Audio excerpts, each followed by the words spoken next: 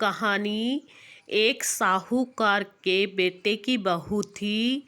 कार्तिक के महीने में सुबह जल्दी उठकर गंगा जी नहाने जाती। वह पराये पुरुष का मुंह नहीं देखती थी। राजा का लड़का भी गंगा जी नहाने जाता था।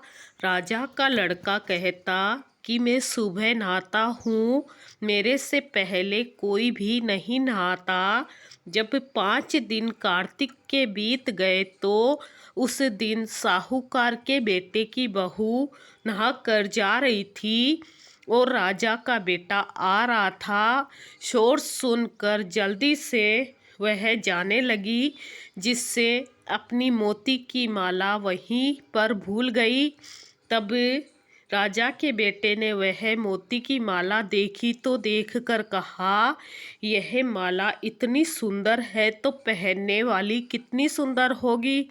बाद में सारी नगरी में ढिंढोरा पिटवा दिया कि जिसकी यह माला है वह मेरे पास 5 रात आएगी, तब मैं उसकी यह माला दे दूंगा। और खुद वहाँ तोते का पिंजरा टांग कर बैठ गया। सुबह साहूकार की बहू आई तो पहली पेड़ी पर पाँव रखा और बोली, अगर मेरे में सत है तो मुझे इसे नींद आ जाए। और इसे नींद आ गई और वह नहाकर चली गई। राजा का बेटा उठकर बैठ गया और तोते से पूछा, क्या वह आई थी? तो तोते ने कहा, आई थी। वह कैसी थी? तब तोता बोला कि आभा जैसी, बिजली जैसी, गुलाब जैसा रंग।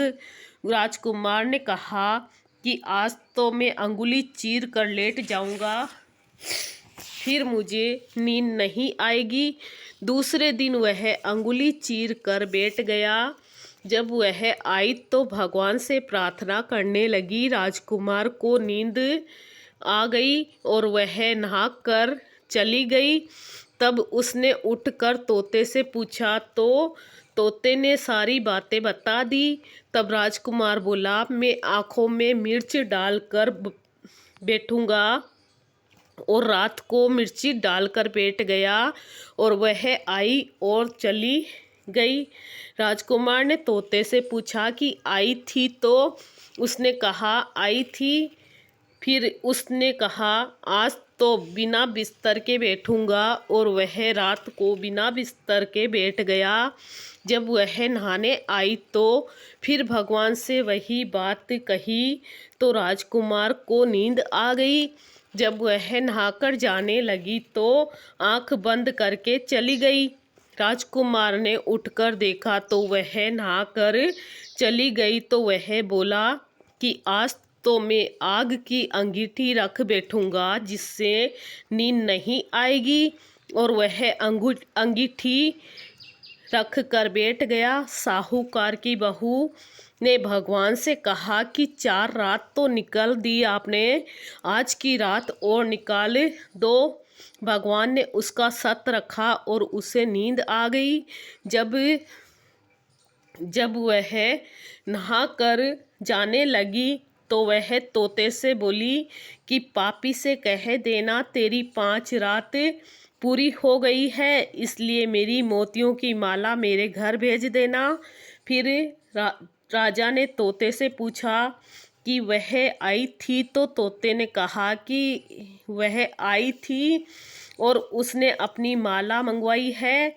तब राजकुमार ने सोचा कि वह तो सच्ची थी, उसका तो भगवान ने भी सत रख लिया।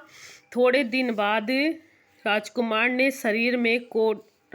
के शरीर में कोढ़ निकल गया और वह तड़पने लगा। तो राजा ने ब्राह्मण को बुलाकर पूछा कि मेरे बेटे का शरीर क्यों जल रहा है। तब ब्राह्मण ने कहा कि वह पतिव्रता स्त्री पर बुरी नज़र रखता है,